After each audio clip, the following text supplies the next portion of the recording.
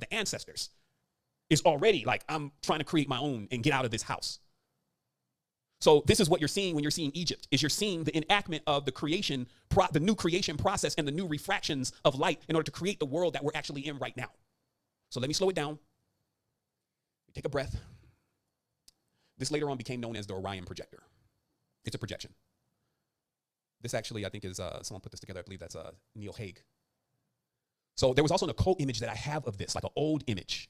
And I found pieces of it. I was looking for it for like 30 minutes, and I was like, okay, I got to move on to something else. But I have a video about this, and it's called Proof We're in an Illusion. And it's an old diagram, and it pretty much shows the same thing, that somehow and in some way, light is refracted from from the major system all the way to the minor systems to actually create multiple holographic worlds. They talk about how in the realm of, we could say, quote unquote, the goddess, it looks like an hourglass. Well, so does Orion.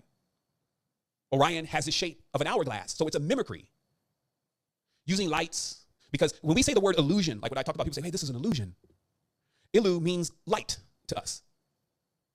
So the S-I-O-N, like you see on the back of mansion, you see mansions, illusions. So S-I-O-N, that's Sion. What does that mean? It's basically worlds, spaces. This is simple ciphering. So the illusions are the houses of light. And that's just a metaphor of saying that all these realms and dimensions are created off of tones and vibrations, but specific tones and vibrations. It should be very clear, like this is a created world. So some stars are not here. Some stars are not in the sky. Some things have been moved around. Some things have been changed. And the ones who govern that are known as the watchmen. So how this works is like what they call fiber optics. This is why technology, as I mentioned, is just a mere replica of the spiritual world. You can oftentimes figure out things about spirituality easier through technology now, because they still got everybody thinking that they created the technology. And the reality is that the technology is a plagiarization of the spiritual world. So they just have stuff in store to get to the world at a certain point and act like they create whatever. But it's all coming from how the spiritual world has always operated.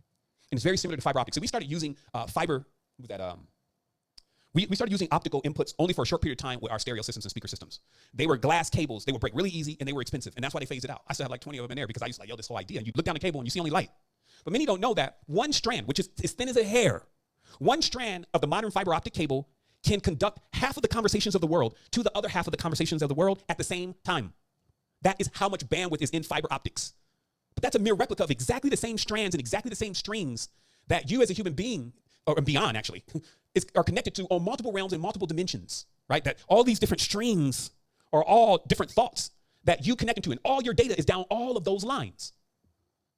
So that's what I was saying about the whole mini mansions thing, because it gets into just that when you start something like that, it becomes what we now know today as a Taurus. There are many masters on the internet that it's just, like the level of awareness. Like shout out to my brother Sanchez, like the level of awareness that's coming across the space. It's like, man, the gig is up.